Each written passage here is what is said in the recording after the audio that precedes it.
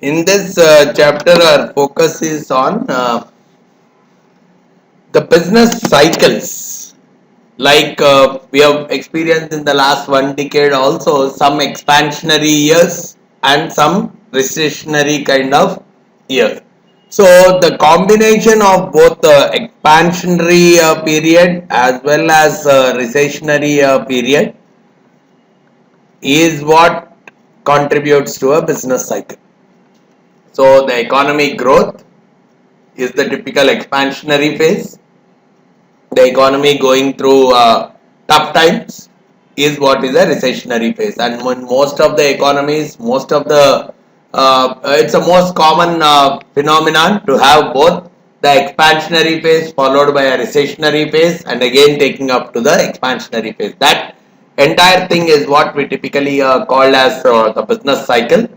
So a typical characteristics wise, if we see during an expansionary phase, we see that the GDP will keep increasing. During that period, the whole GDP probably 9% growth, 9.5% growth, 8.5% growth, very heavy growth rates is what we see as a part of the GDP. And during that period, we see that yes, output, the total output which the country is producing is actually increasing. The employment situation is very good. We can relate to our scenarios probably 5 years back to current, which could give all these solutions. The employment levels will be very good. The consumption levels of the people are very good. They don't mind buying houses. They don't mind consuming to a large extent, and they don't even mind investment. They take risk to borrow money because the economy is good.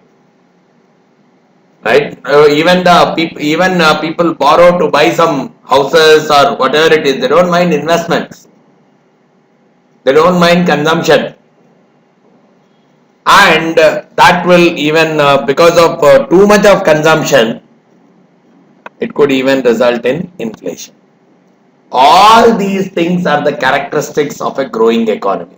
During the expansionary phase, we see all these things to be at a very high layer. And after a certain point, the country reaches the peak in its growth rate. Real GDP probably 9%, 9.5%. It's a constant growth, and that too at a very high level, which where it cannot grow beyond that because it's already above the potential GDP layer.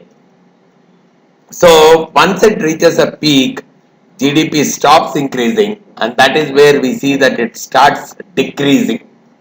And when the GDP goes even more below the potential GDP layer, that is where we are getting into a contractionary or a recessionary kind of a phase, wherein all these will start on a declining note now.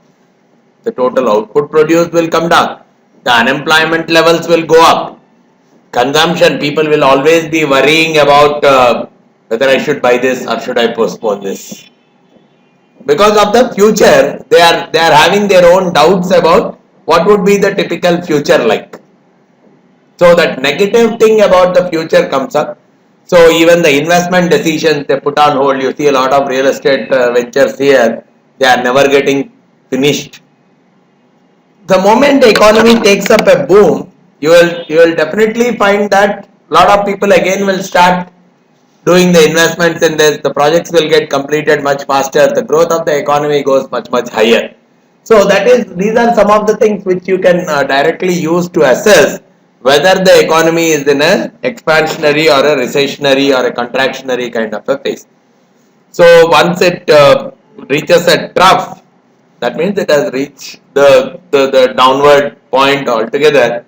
So from here again economy has to take off itself. It cannot go even more further down. That is where sometimes we see the economists or some kind of analysts typically saying the next year is going to be a good year because whatever has lost, we have the country has performed at its worst in the last 1 year. So probably it's time to take off. So business cycles are always recurring. So recession is not something new for us. It's a continuously repeated kind of an activity itself. But the only thing is they don't occur in regular intervals.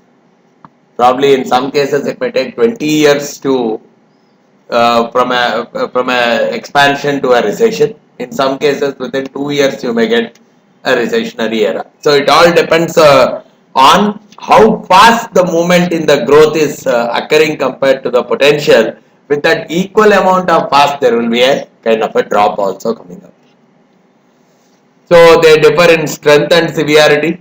Probably 1929 recession, and after that, probably we are talking about 2008 recession itself, but big, very heavy kind of intensity levels. Of course, though there are so many recessions in between, the severity levels are much different at each of the time period, and even their persistence levels. Sometimes within another 6 months, the economy will start booming, but in some cases, even for 5 years, the economy may not start booming anymore. All these things are very much possible as a part of the business cycle. So this is how we typically observe the business cycles. Then, how will the impact of the business cycles be on various things? Let's say, from a production standpoint, let's look at the kind of a inventory turnover ratio, or the reverse of the inventory turnover ratio, where we are looking at inventory to sales. What will happen in this? If in case of expansion, the inventory levels will go up drastically, right? People want to sell more and more, so they want to produce more and more, right? So when we are in an expansionary phase, at the beginning of the expansionary phase, and as you are moving more and more deep into the expansionary phase, there is a lot of hope that we can sell too many items. So obviously every company wants to stock more and more of the inventory, because it wants to produce more and more, sell more and more. So it purchases huge raw materials. So the inventory to sales ratio will actually go up. But once a recessionary period starts, that much inventory is piled up, which will have a negative impact on the company. So even in a regular scenario, you might have observed this. So companies, they increase their production levels left and right because the economy is in a boom. Right? They double their capacity, they double their production, they double their customer. They want to grow at a very exorbitant rates. So for that, they increase their production to a very large extent. But within this process, what happens? Suddenly, when the economy stops growing, this entire thing will get piled up as an inventory, which will have a very negative impact on the growth of the company, because sales will come down drastically. In a recessionary period, sales will come down drastically, and the companies will face a bigger problem in terms of disposing of their inventories. Increase near the end of contractions, where sales begin to accelerate. Towards the end of the contractionary period also the same thing will happen, because towards the end of the contraction the boom is going to start. So from that period onwards, the company's inventory is going to, now they are hoping more and more positive. So sales are growing up, which will result in the companies again showing some kind of a positive sign about the future. Similarly, hiring and laying off, even this, if we see during a very recessionary phase, you will find very heavy layoffs starting off. So firms are slow to lay off employees in early contractions. They don't even know that the recession period has started. Even a very better example in our 2008-9 scenario itself, when the recession started, immediately no layoffs have happened, which means they are slow to lay off employees during the early contraction phase, and slow to add employees during the early expansion phase. Now they don't even know whether the economy is booming. So initially they don't add employees. Once they are fully confirmed, yes, the economy is now in a growth phase, they typically start adding more and more people. Otherwise, but if we are somewhere in the middle, in the expansionary phase, we are in the middle of the expansionary phase, they recruit more and more people. Or if it is in the middle of a recessionary phase, if the recessionary phase is still continuing, they would like to lay off more and more people. Same thing happens with the capital also. Firms use physical capital heavily during expansion. They invest left and right in machineries and everything during the expansion phase. They even invest in new capacities and all those things, especially under the assumption that the expansionary phase is still going to continue. But during the recessionary phase, they use only their existing capital. They don't want to expand very drastically, no new branches, no new machines. They don't want to expand that greatly during a recessionary phase. These are some of the things what we see during the business cycle, the kind of impact they will have on the labor, the kind of impact they will have on the various other resources of the company also, or even the country also. Now, there are different theories governing this business cycles. Right? Different people have given a perspective of business cycles in different manners. There is a group of economists called neoclassical, modern day economists. They are making a simple statement saying business cycles are temporary and they are always driven by changes in technology. Probably we can correlate very much with this statement. Right? If the technology is a new booming technology, probably a few years back when internet has arrived, right? Suddenly we have seen huge booms coming up because of the new style of marketing, internet blah blah blah, a lot of things coming with respect to the internet. Now, if that internet technology has become outdated now, you will see that the economy will go into a downside. Now something else has to come which will again take the economy up. Now mobile phones, smart apps, blah blah blah, a lot of things. If they are the replacement to the typical traditional internet, which means a new technology has come out, which is again carrying the economy to a boom kind of a phase. So as per the neoclassical economists, the business cycles are primarily driven by technology. If the technology becomes more and more outdated, you see that the recessions will occur. If the technology becomes more and more, new technology starts coming up, that is what is contributing to the growth of the economy. Same thing happens with the manufacturing world, whatever it is. Technology outdated means the production will hamper and the economy will go into a recessionary phase, otherwise it will start going into a booming phase. So the rapid adjustment of the wages and other input prices cause the economy move to the full employment equilibrium. So people immediately, the wages and all, they adjust very fast, means probably that is where the big issue is. Wages cannot adjust so fast. Prices don't adjust so fast. We are experiencing that, right? I mean, see, suddenly when you say, okay, now the economy is not doing well, so I'll reduce your salary. People may not, the employer may not reduce the salary so fast, and people also may or may not be willing to work at that layer, right? So, but the neoclassical economists, what they are saying is, it's only the technology, the wages as well as the input prices, they adjust automatically. As we have seen in this chapter, when you are working at in a recessionary GDP phase, you are seeing that the price has to come down. Now what these guys input prices and all have to come down as per the theory.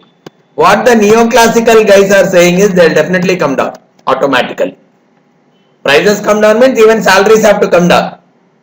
But in reality, that may not happen.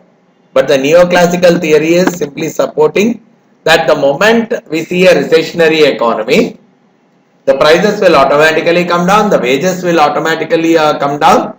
So it's only a technology that's a key factor that will drive the business cycles. Whereas the next layer, which is the Keynesian economics, this is a kind of a revolution in economics. The Keynes theories and all, they are revolutions in economics. What this class or this school of economics, what they are believing is the major reason for the business cycles is excessive optimism or excessive pessimism. If everyone is optimistic that the economy will keep growing, everyone investing heavily in infrastructure, in people, everything, that is what will contribute to the fall. We have seen very clearly in US, right? Everyone behind the mortgage loans, right? Thinking that the economy will be really great. Every bank was giving mortgage loans, every individual was taking a mortgage loans. Excessive optimism about the future. That is what has created a very big recessionary scenario. So that is what is being said by the Keynesian economics. The key reason for the business cycles is excessive optimism or pessimism. Because even if the economy has gone down, it's very difficult for the wages to move downward so fast. From a reality standpoint also, we can, or even the input prices, just because we are operating at the lower than the potential GDP, do you think the prices will come down for the goods and services for us? We have never experienced the petrol price coming down drastically because the economy has gone down. We have never seen too much of the commodity prices coming down drastically because the economy is not performing well.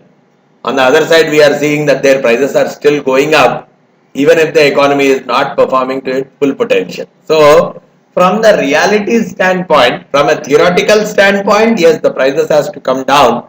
But what the Keynesians are simply putting up is, in reality, that may not happen. So the major scenario that is contributing to the business cycles is the excessive optimism or pessimism among the various managers and the various users. Then there is a third set of people called monetarists who majorly believe with the money supply growth, which is more of a monetary policy of the RBI, of the central bank. They say inappropriate changes is what is causing the business cycle. So money supply very volatile, very much velocity is much higher, right? More quick liquidity happening with respect to the money supply. The economic growth will be much higher. The liquidity coming down, the growth also will come down. That is what is being proposed by the monetarists. Again, there is nothing called one is each one could be right, each one could be wrong. There is nothing called one point correct. All of them could be correct, some of them could be correct. And at some point or the other, we can observe some of these things are correct. So it's more of a different people giving different perspectives. Money supply growth should be maintained at a moderate level to support the growth of the real GDP. Excessive money supply also is a problem. If there is excessive supply of money, banks have to lend by reducing the interest rates very lower. If the interest rates have to go much lower, people will only invest but no savings. So for the banks, money doesn't come in. If no savings are there, no deposits are coming in, where can the banks lend from? That would again have to result in an increase in the interest rates itself. So this has to be maintained at a moderate level itself so as to cause for a decent growth in the economy. Then we have the next set of economists here talking about the business cycle, the Austrian school economists. What they say is it's the government intervention that drives the interest rates too. So low levels, if the interest rates have to come down, it should be only through the government intervention. But in most of the cases, what we see is even without the government interventions, also with the market interventions itself, the interest rates can either go up or go down also. But as per these people, it's the government intervention that drives the interest rates to a lower or a higher level, which means that again in turn will result in the business cycle, because if the interest rates are going much lower, an expansionary phase can come up. If the interest rates are going much higher, a recessionary phase can come up. And so the real business cycle is what it is saying is any of these things through a change in technology or through an external shock. External shocks are outside this scope of the economy, probably natural disasters, various other things that are coming outside the scope, even they will result in excessive expansion or contraction of the economy. And what it says is policymakers should not intervene to a large extent. The government or the central bank, if it intervenes explicitly to change the direction, it will have some strong repercussions. That is what is the being initiated by the real business cycle theory. Then looking at the next aspect, which is the unemployment part, the way the unemployment, or we define the word unemployment, is the person, he is not working, is considered as unemployed only under the case that he is available for work and he is actively seeking work. So probably a housewife is not treated as unemployed, or a person who does not want to work is not treated as unemployed. Person who wants to work but he is not able to get the job, and the people, only those set of people are considered as a part of the unemployment index of the country. Right? Typical housewives who have never even applied, or probably elderly, older people who never apply, they are not being considered as a part of the unemployed group. So in this unemployment also, we are talking about three major types of unemployment. One is frictional.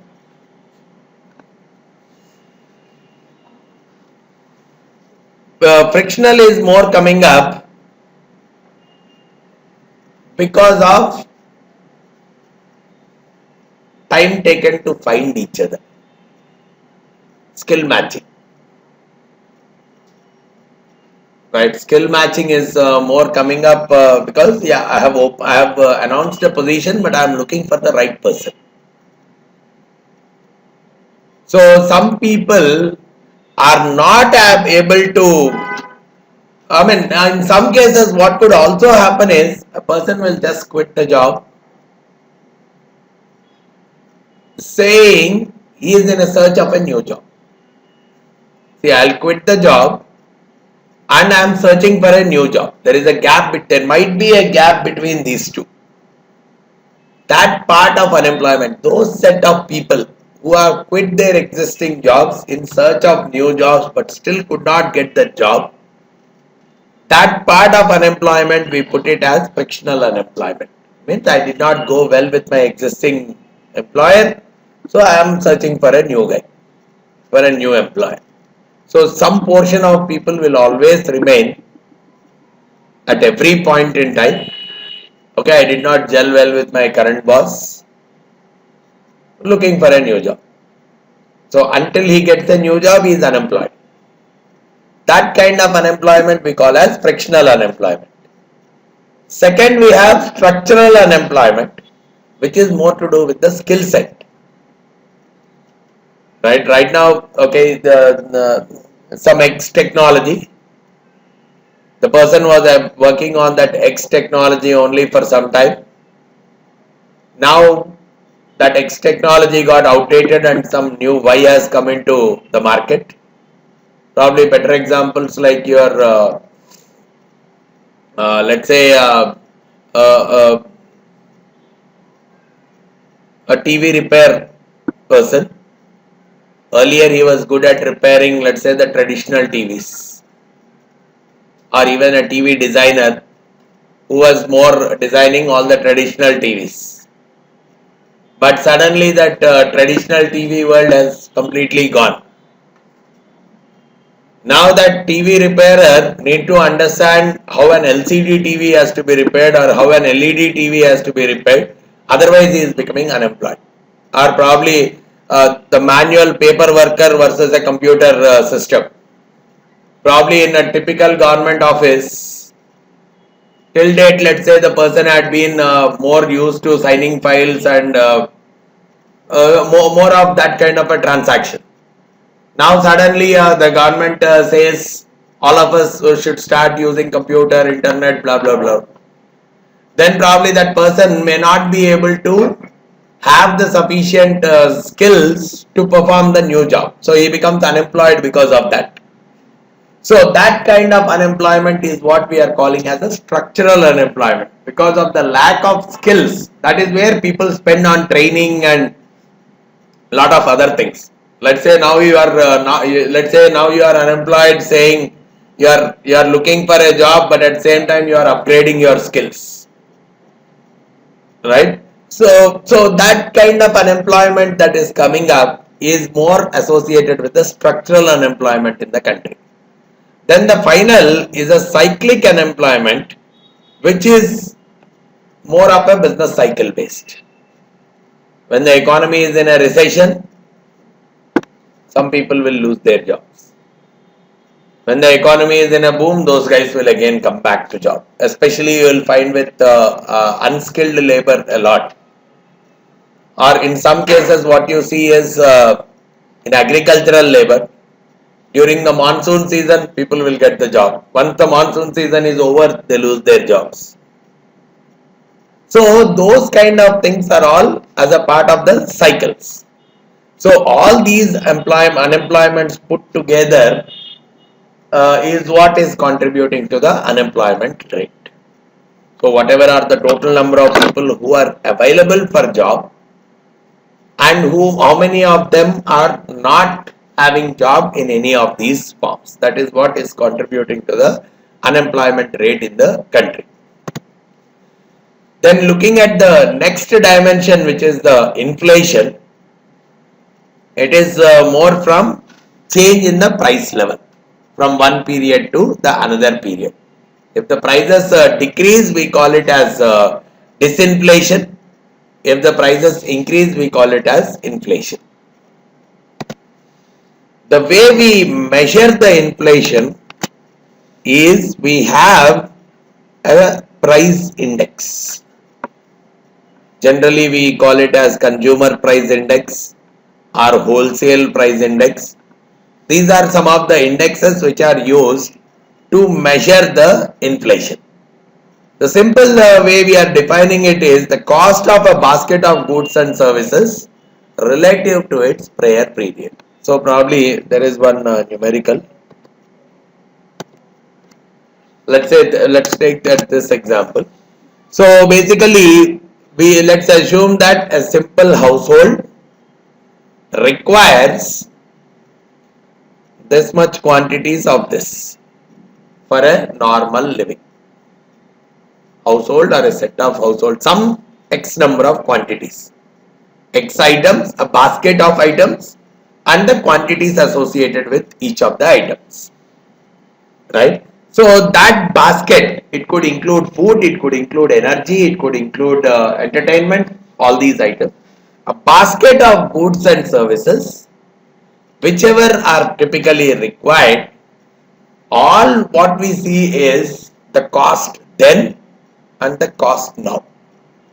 That is what is contributing to the inflation in the country.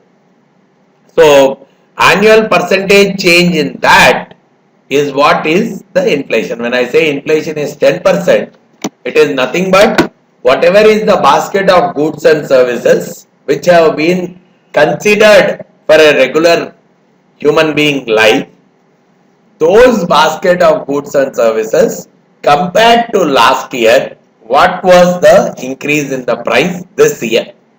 Generally, we follow a consumer price index for that, and in some cases, even a wholesale price index also is being considered for that kind of a. And when we are looking at for each of the goods separately, like energy inflation, food inflation, that is typically more looking at each of the headline, the head item, the broad level item, whatever was the quantity and whatever was the change in the price corresponding to that quantity is what we are calling as headline inflation.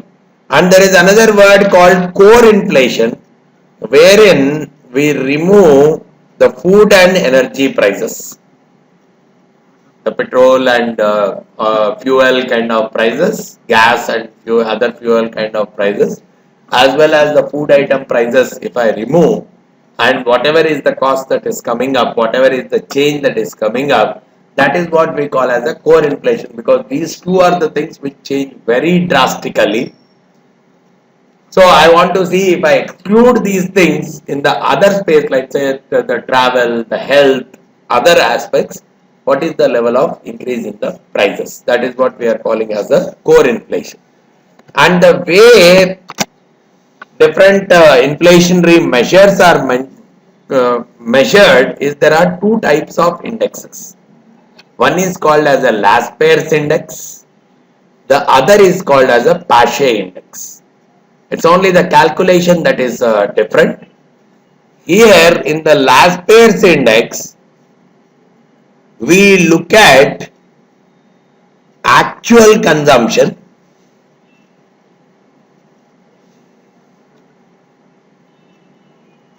See, it's like if I look at this example itself. See, in the previous period, see, if I assume that for a typical household, 200 cheeseburgers were required, 50 movie tickets, 300 gallons of gasoline and 100 digital watches, something were required. This is the quantities that were required. And this is the price in the base period and this is the current price. So based on this, if I have to compute the inflation, all I am doing is finding out the sum total in the base price in the base period and sum total in the current period. So what is that I am doing here? 200 into 2.5 in the base period, the total cost comes out to 200 into 2.5, which is 500, 50 into 7, 350, 300 into 1.5, 450, 100 into 12, 1200. So the total typical cost during the base year was somewhere around 2,500.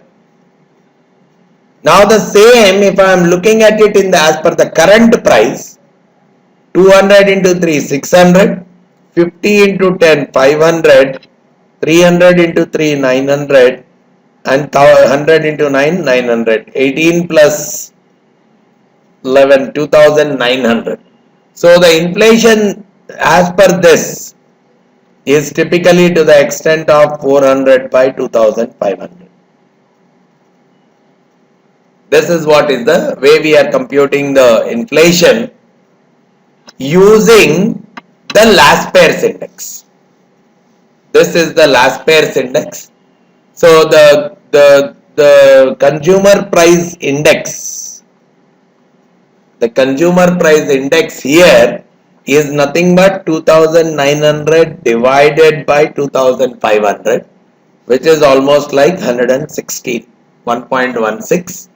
Multiply it with 100, you make it as 116 is the last pairs index here.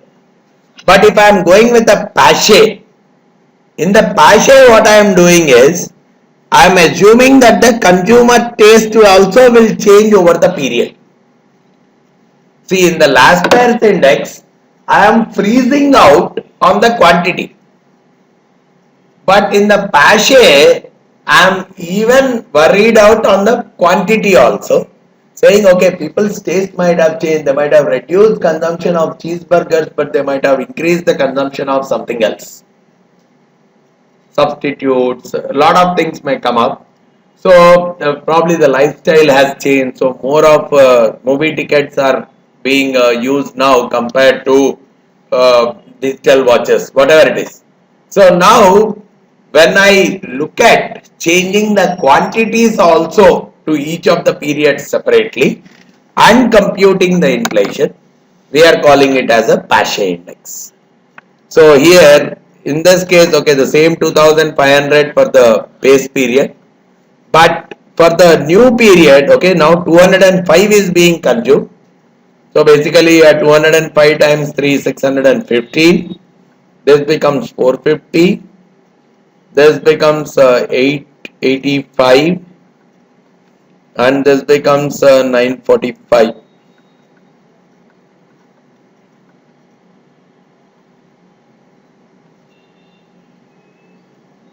So this is becoming only 2895. So as per Pache index, the consumer price inflation is 2895 by 2500. So probably assume that it is 1.15 or something like that. Now this is the Pache index. This is the last pair index. And sometimes people even use Fisher index. Fisher index is nothing but the geometric mean of these two. Means square root of 116 into 150. That is what we are calling as the Fisher index, and it includes both the last pair index as well as the Pache index to compute the new index. And let's say now this has come out to 115.5 or something. So from 100 it has become 115.5, which means the inflation is 15.5%. Right?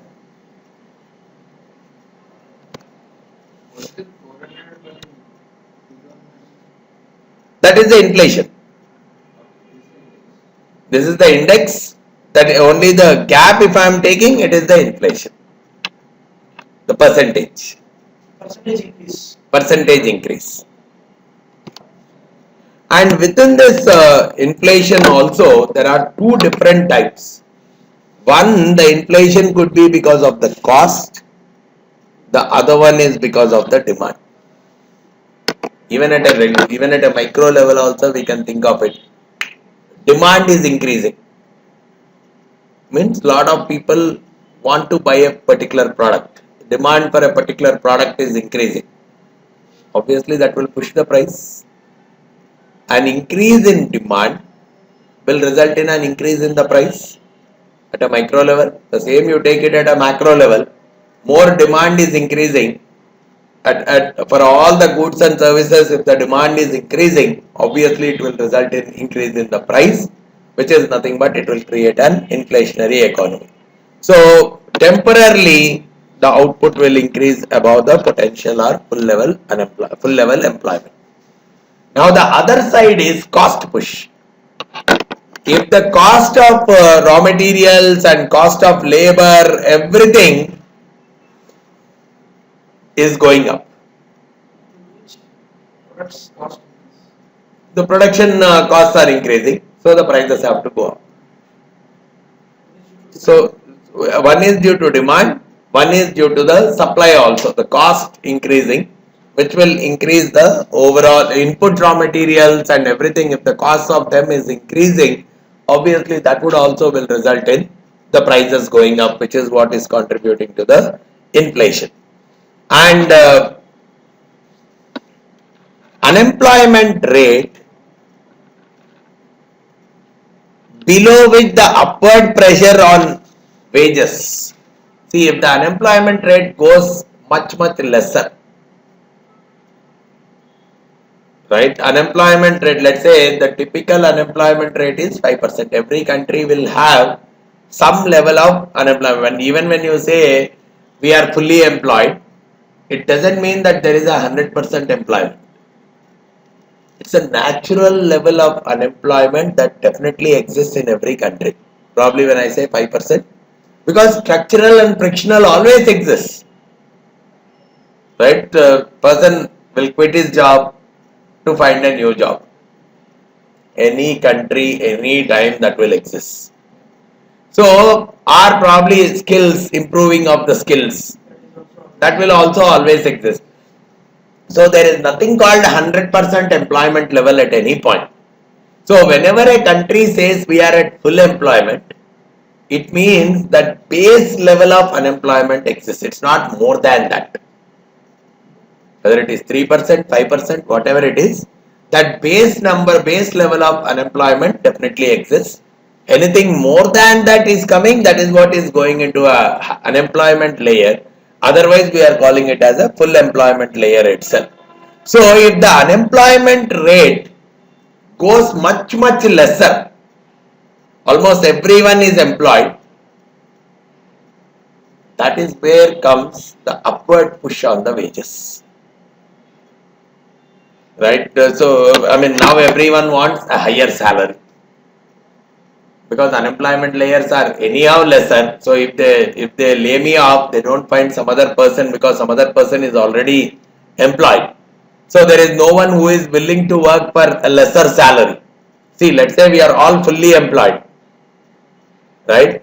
Now I will think of demanding a higher salary, because even if he asks me to go, even if my employer asks me to go, he doesn't find someone who is ready to work at a cheaper rate, because all of them are fully employed.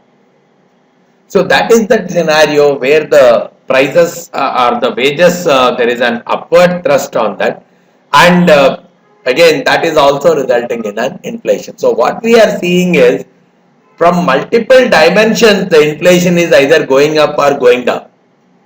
So that is where it's not a direct theory which says probably if this is going up, the inflation has to come down. So these are one of the various mechanisms which are being operated to reduce the prices or to reduce the inflation level. So it is not a kind of a one-on-one kind of stuff. You do this X activity, the inflation will come down. It's not like that, because it is a chain of activities, and at any point the chain can get broken. So this is what we are talking of. Initially, let's say this is the demand and this is the supply. So initially, let's say this is the demand and this is the supply. So currently the country is operating at this layer of GDP, and the current prices are this much. Now let's say there is, if I am bringing in, let's say, a demand pull inflation. If I'm talking about a demand pull, what could happen? The demand is increasing, so the demand curve got shifted to the right. In the short run, immediately the supply is not responding. So because of the increase in the demand, what has happened here? The supply curve is still the same. The demand curve is this. Now the price has gone to this level. The price has gone up. GDP layer also has gone up. Means the country is operating at more than the full employment layer. So to cater this additional demand, now the supply will start going up. The supply is shifting here, because of this. Now this is the new point that is coming, which means the prices are even more going up, but the GDP again coming back to the normal. So finally resulting in an inflationary economy. Demand pull, to cater that demand, it is resulting in a supply is, to that heavy demand, the supply curve is getting shifted to the left, which is again resulting in even more a high price, which is resulting in GDP coming back. So which means in a short run, the country is operating at a higher level of GDP, higher level of employment, but within no time, because of the prices going up, again the country is back to the full level potential employment level itself. So we will see whether the economy is in a booming phase or even the same. I mean, two different figures are being shown. So in the whether the economy is growing or falling, how can I assess that? Is the economy is in a recession or an expansion? We are looking at some kind of indicators for that. So if at all we see when I say leading indicator, by looking at these values, I may say the economy is booming. Like, okay, more investments coming up in the country. Let's say today more foreign investments are coming up in the country. Probably I may say, yeah, in the next quarter the economy can grow. So more foreign investments coming up right now is an indicator that the economy will grow in the future. They are called leading indicators. Some particular numbers which will tell me that the economy will grow in the future or economy will fall in the future. Unemployment growing up, or probably unemployment generally will become a lagging indicator. The moment economy is not growing, lot of layoffs will happen. Means it's a lagging indicator. Once the economy stops falling, the layoffs start happening. Means layoffs, and we have also seen this slide earlier also saying the companies don't try to lay off people at the beginning of the recession, which means there is a lag for a recessionary period versus the beginning of the recessionary period and the actual layoff. Means that is a lagging indicator. Means you can expect the moment you see that, oh, the recessionary economy has started, you may think within the next 3 months I may lose my job. That kind of thing comes up. That's a lagging indicator. In leading is first that indicator is coming up, like foreign investments coming heavily into country. In the next quarter, probably there could be a very good growth for the economy, or some policy being modified. That is a possibility of growth in the next quarter or next 1 year. They are all like leading indicators. Anything that follows after the economy has actually gone into recession or expansion, we call that as lagging indicators, and sometimes both of them go hand in hand. The moment expansionary economy starts, probably the demand for housing loans increase or something like that. If at all something is very quickly reacting to the change in the economy, we call it as a coincident kind of an indicator.